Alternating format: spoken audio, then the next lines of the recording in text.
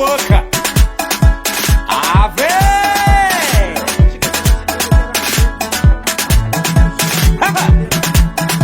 Step beat magnakoriny agnaty vilagnanareo agny magnodidigny zay ato fa maro ny tsy minan-kanigny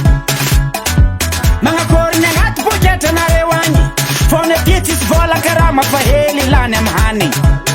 vakitaregny ny agny amy faritry kiviny Antananarivo samsahiragna na masikiny toragnareo mpagnarivo olo jiaby miara magneky fa fiainagna mafy tsy vita ny etan-tanagna fa jusqu'à andafy lany fagna lanjabenagna ty manahiragny lany fagna very fagna vidipenagna zegny miakatra very fagna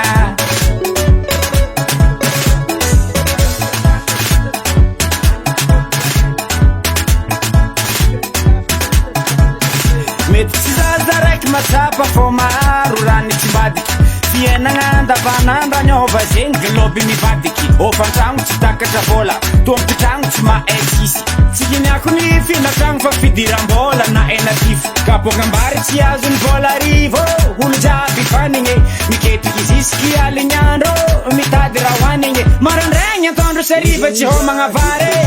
tsy mihinagna vary jalkarakôlo loatra iagnana ty zagnahary oazagnahary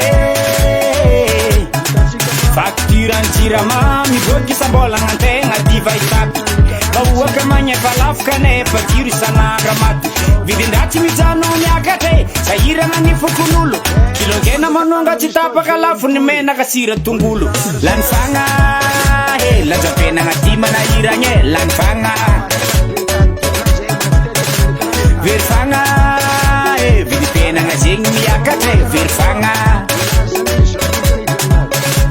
lany fagna lanjabenagna ty manahiragny lany fagna very fagna vidipenagna zegny miakatra very fagna Stefano Stef Beat zegny le nouveau terroriste de la musique malgache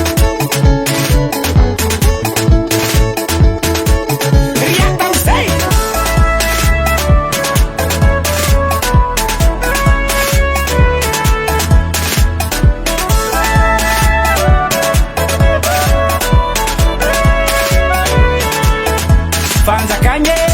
mba tindrovinareo za madiniky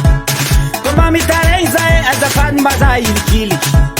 za efa miaritry mafy mangidy na hanigny fa tsy voavidy korontampiainagna feno valizy ze tany andianagna jiaby krizy